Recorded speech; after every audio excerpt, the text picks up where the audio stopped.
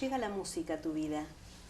Desde muy chiquita empecé con esto, ya creo que desde que nací para hacer música. Y bueno, cuando era muy chica le pedí a mi papá que me enseñara los primeros pasajes de escalas y acordes, que mi papá era médico, pero además era pianista. También vengo de parte de mi tía, que o sea, la hermana de mi papá, también es pianista, concertista de piano. Y bueno, creo que uno lo trae en la sangre. Así que desde muy chiquita te sentaste al piano y realmente es lo que te completa tu vida, ¿no? Es difícil decirlo, pero creo que es mi vida, Ujú. porque primero como intérprete, porque uno empieza siendo intérprete y ya en los últimos 15 años como compositora, eh, ya forma parte de mi vida y es mi vida. Así que le pediste a tu papá que te enseñara los primeros acordes. ¿Y después cómo siguió tu carrera? Bueno, la mamá de mi papá, o sea, mi abuela, ella era profesora de piano, así que ella me empezó a enseñar a la vez de que, bueno, iba y venía a Europa porque mi tía, Edith Murano, que fue una gran pianista, residía en Suiza, en Ginebra, entonces mi abuela viajaba permanentemente a Europa y cuando estaba me enseñaba muy bien. Después, bueno, hice la carrera, creo que como hacen casi todos los que quieren hacer una carrera seria, con buenos pianistas y profesores. En ese caso, bueno, yo después continué con una profesora del Conservatorio, Alberto Williams, que en este momento no me acuerdo el nombre, pero también una muy buena profesora. Después ya me ha escuchado Elsa Púpulo, una pianista, gran pianista argentina. He continuado con Enrique Julio, he hecho ahí unos 5 años con él. A la vez que, bueno, lo que hacemos todos, el secundario, Claro. cosa que no era fácil, lidiar entre un secundario bastante exigente y la música muy exigente, porque no solamente el piano, es la teoría, el solfeo, Y la los práctica, primeros ¿no? bosquejos de composición Claro. y la práctica que debe ser lo más que se pueda Ujú. y con mucho rigor, que es cuando uno se está formando. ¿Y Entonces, eso vos te lo autoimponías, el rigor, la disciplina, el ensayo diario? no, yo creo que era natural. Natural. Para mí era natural. Era placentero. Y yo lo esperaba porque, bueno, hay que hacer la escuela y hay que hacerlo bien, pero yo esperaba la tardecita, que era cuando ya terminaba de hacer mis deberes, tanto en el primario como en el secundario, y disponía de 2 o 3 horas para estudiar y preparar mis clases. Ahora después, cuando era la época de los cumpleaños de 15, Ujú. era la eterna discusión con mi hermana melliza, que ella quería ir a bailar y yo no, entonces para mí el fin de semana no era ir a bailar, era estar en el piano estudiando y estudiando, pero eso me hacía sentir bien. Y yo creo que cuando uno sabe desde chico qué es lo que va a hacer en la vida, se allana muchas cosas y lo que alguno puede tener duda de no saber qué hacer después del secundario, uno ya lo sabe desde los 7 años, 6 años, entonces lo va encauzando. Yo pienso que lo mejor es encauzarlo de una forma natural, no con una exigencia así despótica, como a veces le hacen hacer a algunos chicos, que finalmente se terminan cansando.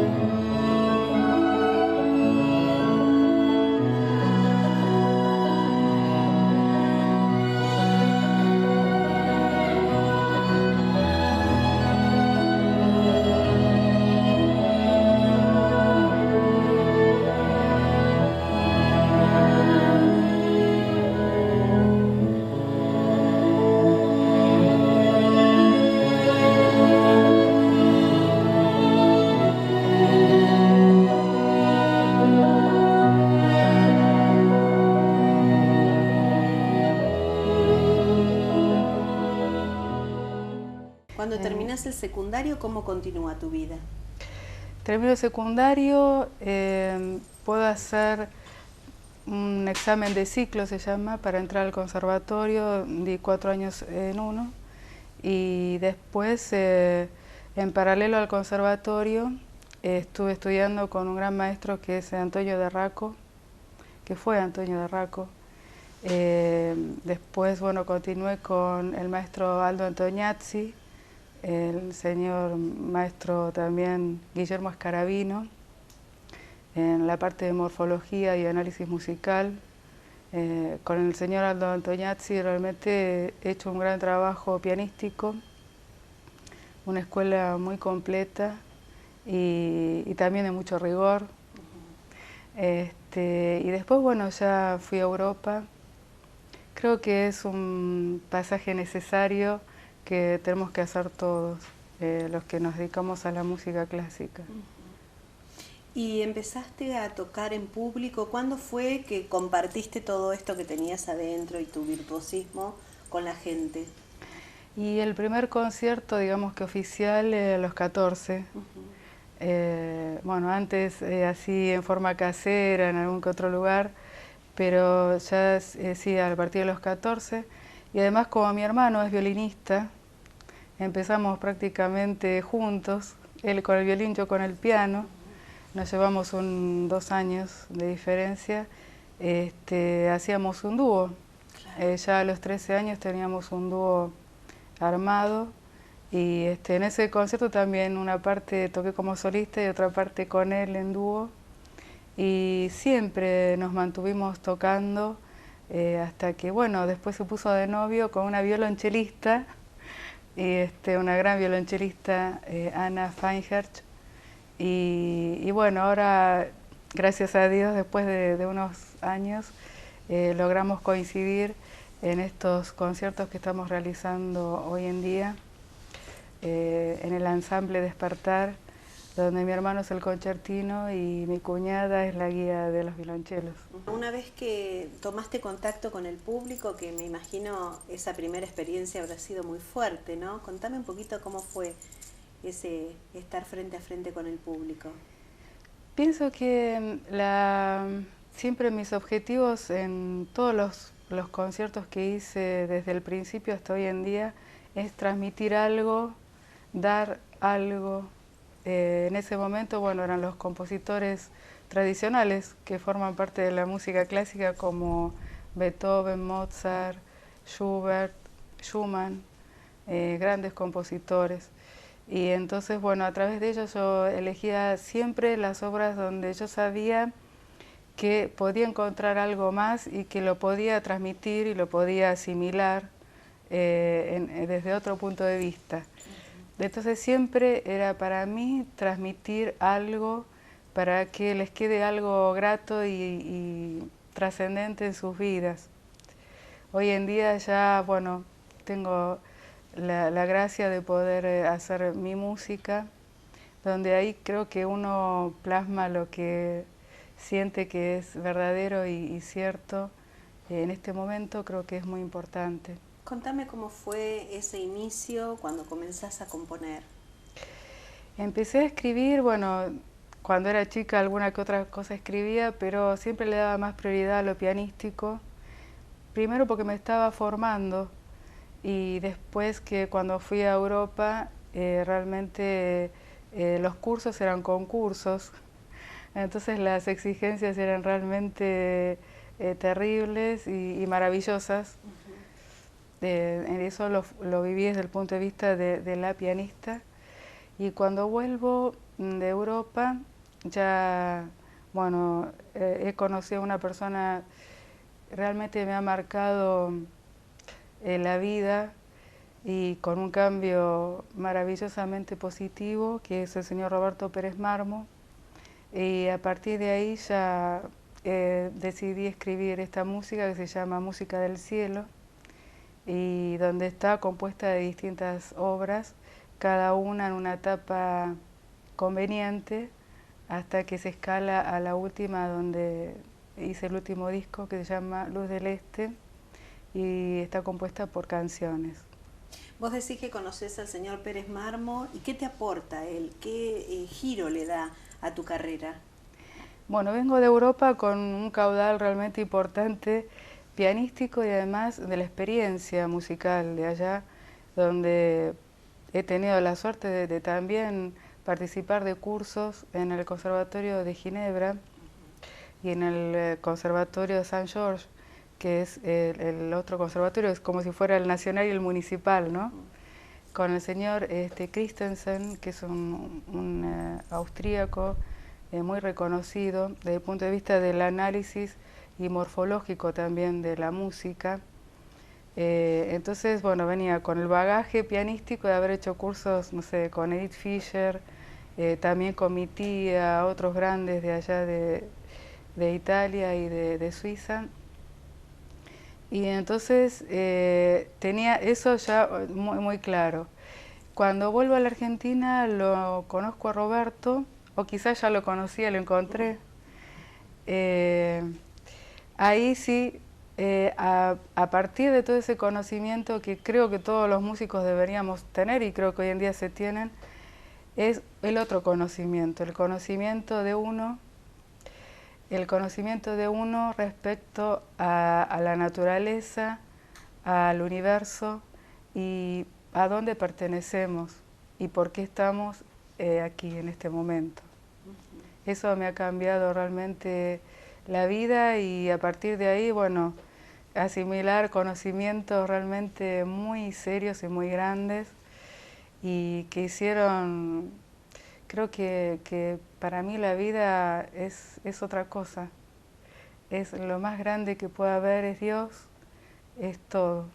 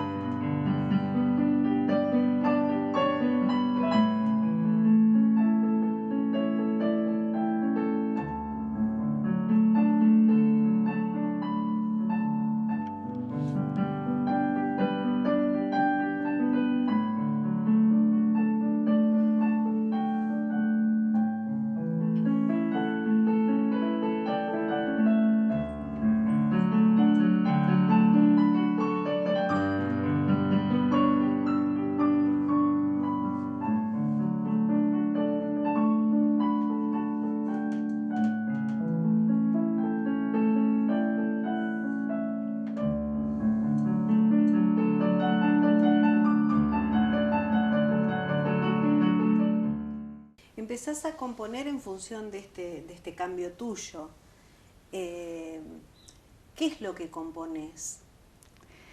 Bueno, Cómo, como estilo. claro, y aparte, ¿qué es lo que aportás vos al universo, digamos?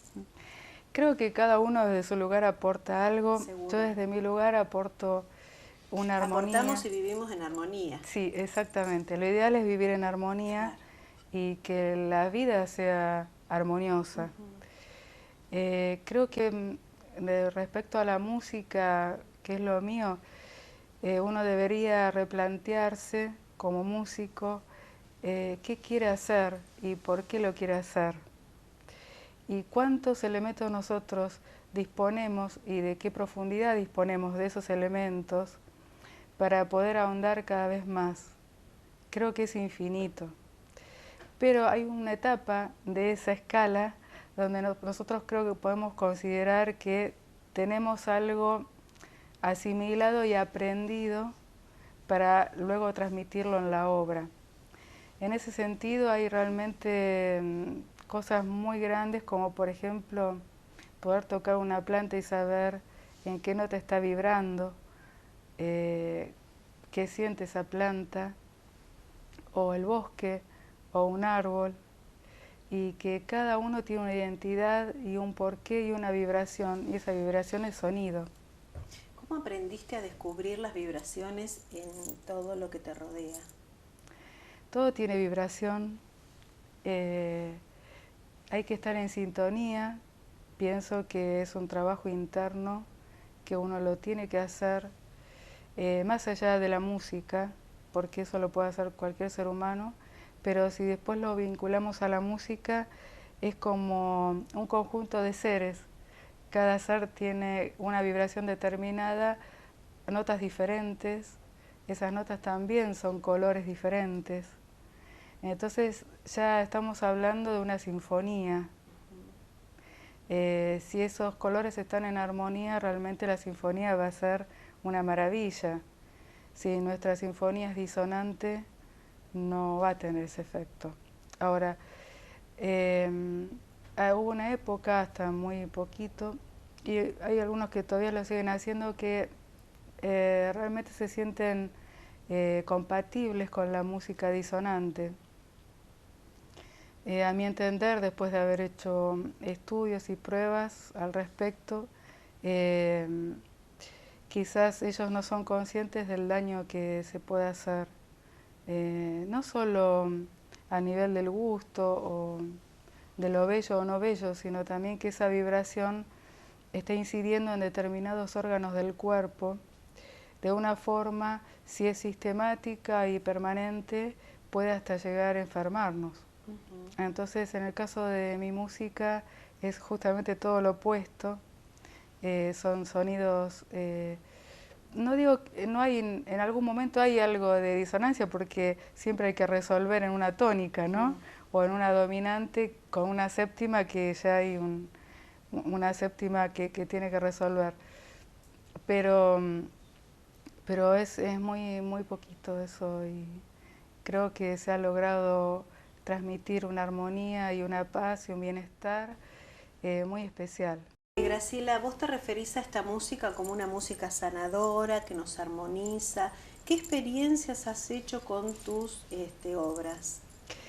Bueno, hemos tenido, yo pienso Porque primero digo, aclarando. Porque por ahí vos creás con ese objetivo, que es algo que vos captaste de la naturaleza y pudiste plasmar. Pero ¿cómo lo experimentaste? Porque toda creación tiene una fase de experimentación. Sí, hemos hecho muchas pruebas. Primero con el primer disco, ya llevamos 6 discos, ¿no? Con el primer disco hemos hecho las pruebas antes de que salga a la venta. Por darte alguna experiencia, un ejemplo, por ejemplo, en los maxi kioscos, ahí en las autopistas, donde bueno, entra gente de todo tipo y con sus ruidos y sus diálogos fuertes normalmente. Y nosotros le pusimos esa música en el ambiente, hablamos con las personas del lugar, nos hicieron esa gauchada. Y bueno, veíamos que a través de, cada vez que iba ingresando gente, realmente con un nivel de violencia en los diálogos o ruidos, ¿no? Iban bajando, los gestos eran cada vez más amistosos, los padres acariciaban a sus hijos, terminaba siendo todo un ambiente maravilloso de amor y paz. Bueno, eso fue una de las primeras experiencias que las repetimos en otros lugares, porque hay que tener varias experiencias y siempre se producía lo mismo. Más adelante, con una señora de RAE, Radio Argentina al Exterior, ella lo ha llevado y, por ejemplo, en su gira por Europa, lo llevó a la Deutsche Welle. Ahí lo pusieron, justo estaban en un día de conferencias y convenciones, y el ruido ambiente entraba a bajar, y se han sorprendido también por ello, porque bueno, no es tan común que de repente baje tan rápido ese efecto, ¿no?, de ruido. O sea que es inmediato, digamos. Es casi inmediato, sí. A diferencia de otras por ahí terapias de relajación que nos lleva meses y años que uno pueda sintonizarse y bajar los decibeles, ¿no? Sí, yo creo que a veces hay personas que están más predispuestas que otras, o sus naturalezas son más compatibles que otras. Todos los seres humanos somos diferentes. Yo creo que hasta un medicamento puede hacer bien a uno y a otro no. Ahora, en el sentido de, en su generalidad, podemos decir que sí, que hace un efecto benefactor, yo diría. ¿Has experimentado con personas enfermas? Sí, hemos hecho 2 conciertos en el Uruguay, en la Torre de las Comunicaciones de Antel, Montevideo. Realmente hemos tenido un resultado extraordinario, chicos realmente, y no chicos, con problemas bastante serios, han tenido por lo menos una vida más agradable. Sabemos de resultados que han tenido también positivos físicamente, ¿no? O sea que esta creación tuya no solamente hace que los sentidos se gratifiquen, sino también que tenga un efecto sanador. Estamos en una época, en un ciclo de la vida, donde hay mucha agresión por un lado, mucha agresión, pero por otro lado hay mucha gente en una búsqueda de revertir. De hecho, bueno, ahora estamos en este lugar que es tan calmo, tan apacible, y mucha gente, si uno habla con gente joven, se ha venido a vivir acá, estos lugares donde, digamos, la convulsión de las ciudades no existe. Esto, vos me decís que hace 14 años que estás haciéndolo. ¿Fue como una visión a este momento que se venía? ¿Fue como un haberlo visto de antemano, que se iba a venir este momento en este siglo? Sí, sí. Pienso que, bueno, el que tiene la posibilidad de estar viajando y ver y constatar determinadas cosas afuera y dentro de nuestro país, creo que uno va percibiendo, intuyendo, y bueno, cuando ya se constata hay que hacer algo. Claro. En ese sentido, sí, no es casual, esto está pensado para eso, pero además como obra de arte. Entonces cumple las 2 funciones. Hace muchos años, digamos, si queremos enunciar algo sin yo compararme con semejante ser, Mozart hizo algo similar, pero con otra connotación porque era otra época. Claro. Pero sí sabemos que también es una música muy armoniosa. En este caso, se ha podido todavía avanzar un poco más en lo que hizo Mozart y en otras cosas. Porque ¿En qué sentido se avanzó? Si nosotros tomamos como referencia los movimientos armónicos que él usó, ya tendríamos que entrar muy en la teoría de la música, pero hay determinados movimientos y combinaciones armónicas que a veces no son convenientes. No que no sean correctas ni que no se puedan utilizar, pero depende de lo que uno quiere dar a conocer y cómo lo quiere dar a conocer, es el camino que se debe elegir para darlo a conocer, y es como el envoltorio de un regalo. A ver, ¿cómo lo queremos dar a conocer? ¿Para qué es? ¿Para quién es? ¿En qué momento va a ser el envoltorio que le demos? A mí me dan o me llegan a mi espíritu, a mi alma o a mi cabeza las melodías. Esas melodías vienen normalmente con sus armonías. Después depende de mí cómo lo quiero dar a conocer, esa obra. O sea, cómo la voy a vestir, qué voy a hacer, cómo lo voy a transferir a una persona.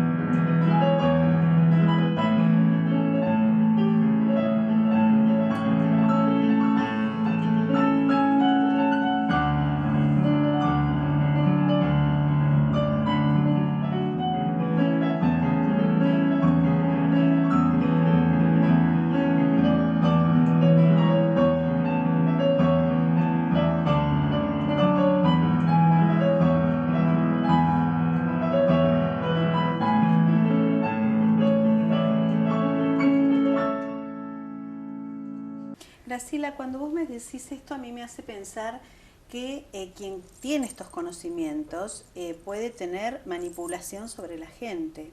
Es decir, en tu caso, para el bien. Pero también si una persona tiene estos conocimientos sobre la música y lo quiere aplicar para el mal, para que la gente esté cada vez más agresiva para poder lucrar con eso, ¿es factible? ¿Vos crees que hay gente que usa estos conocimientos pero para lo contrario de lo que estás haciendo vos? Es muy difícil poder decir eso. Yo creo que más bien nos tendríamos que guiar por resultados. Uh-huh. Creo que si el resultado de un recital de rock es la violencia, el desorden y todas las cosas que están ahí dando vuelta, no sé si es muy positivo, ¿no? Uh-huh. Creo. Pero sí sabemos que hay músicas que son violentas. Claro. Y sabemos que hay determinados impactos en determinadas combinaciones que nosotros podemos hacer como músicos. No hace falta ser un gran músico para eso, ¿eh? Pero sí se sabe que ese efecto está. Hoy en día se usa poco la música, por ejemplo, en los niños, ¿no? Generalmente se usa más la televisión, que es un impacto de imagen y de colores inmediato. Son muy pocos los padres que crían a sus hijos escuchando música o desarrollando el dibujo, la pintura, ¿no? ¿Vos qué opinión tenés con respecto a lo que fue la inserción de la televisión en la vida de la persona? Yo creo que como elemento de transferencia de conocimientos puede llegar a ser muy positivo y los pocos programas que hay en ese sentido son muy positivos. Uh-huh. Pero como todo, depende cómo se lo use. Yo creo que hoy en día si uno hace un porcentaje de qué es positivo y negativo en la televisión, y bueno, creo que la balanza no es muy positiva. Uh-huh.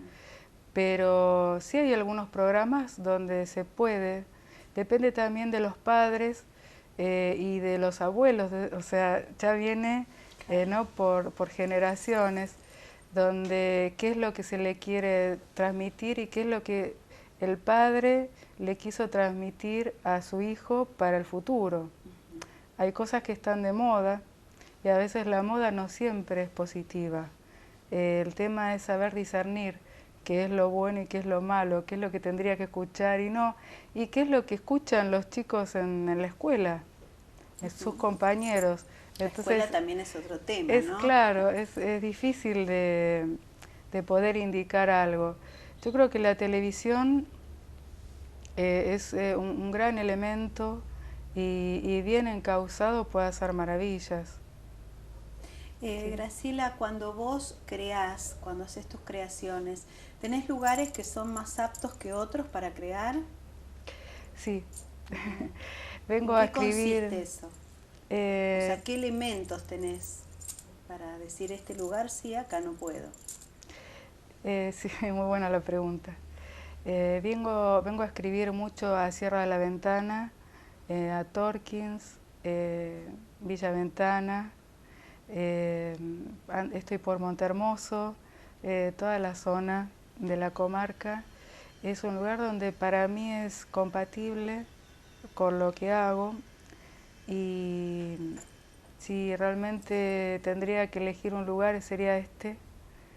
Ahora, es cierto que vivo en Buenos Aires, en la capital, entonces aquí es donde vengo a contactarme con la naturaleza y bueno, después hago todo mi trabajo de composición y todo, que ya está bastante claro y avanzado en Buenos Aires. También grabo en Buenos Aires, pero mi lugar de trabajo, de creación, es aquí.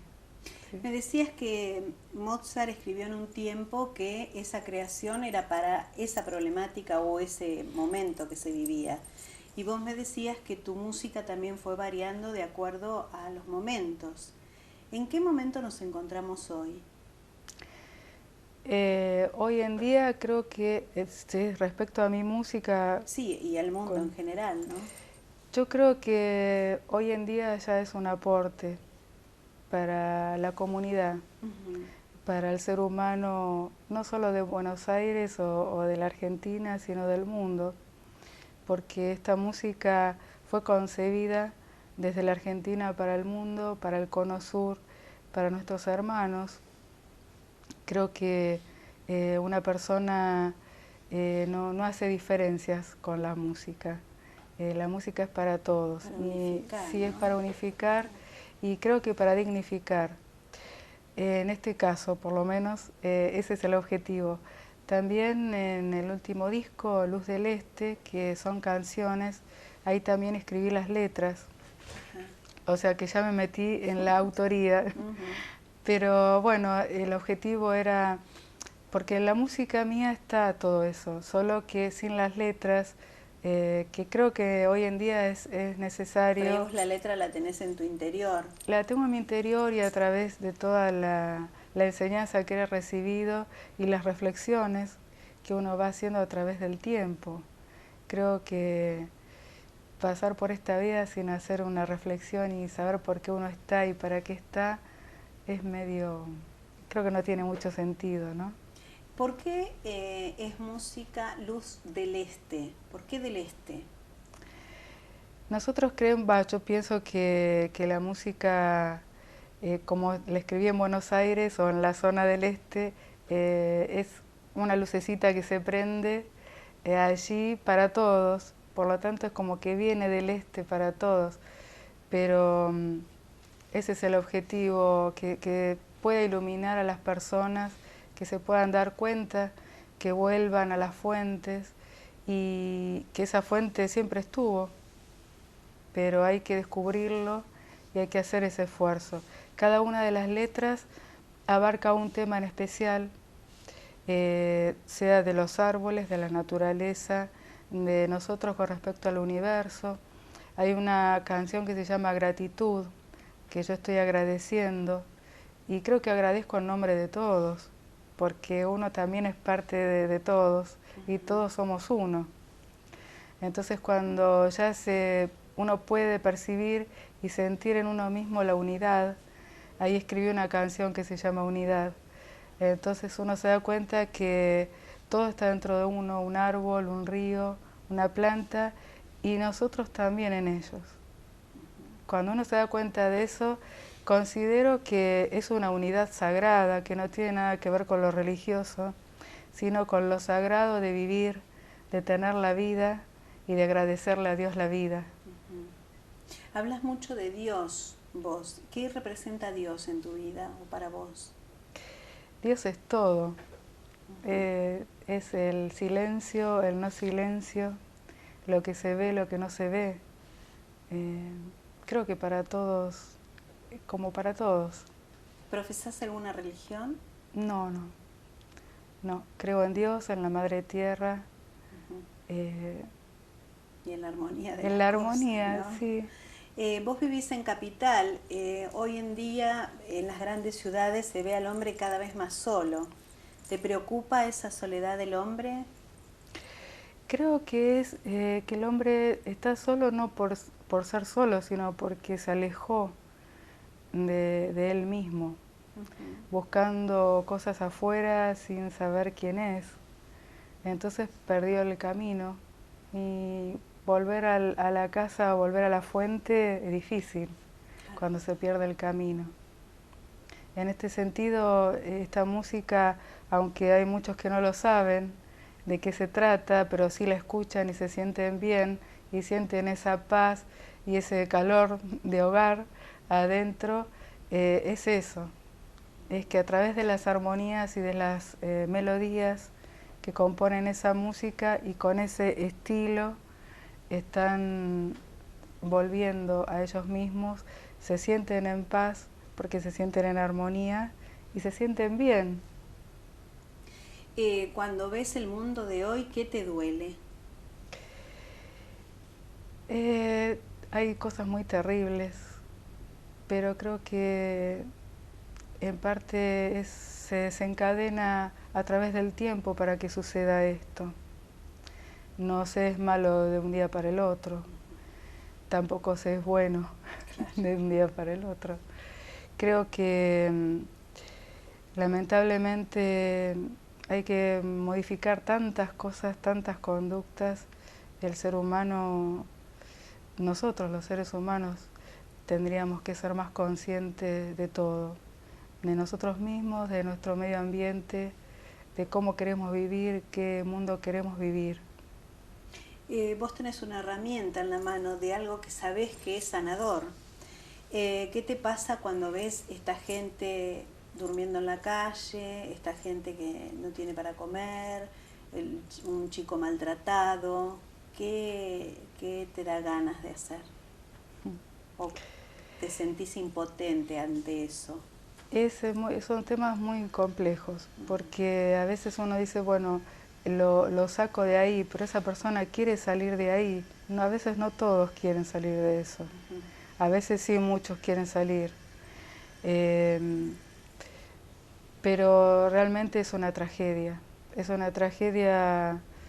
de la raza humana, ¿no? Creo que en este momento es muy difícil que se pueda revertir al 100%. Pero sí hay cosas que se pueden hacer. Desde mi lugar, este es mi pequeño granito de arena que con mucho esfuerzo estamos tratando de que esté en las casas, en los hogares. Tenemos en ese sentido el auspicio institucional de educación, de capital, de cultura, también de capital, de nación.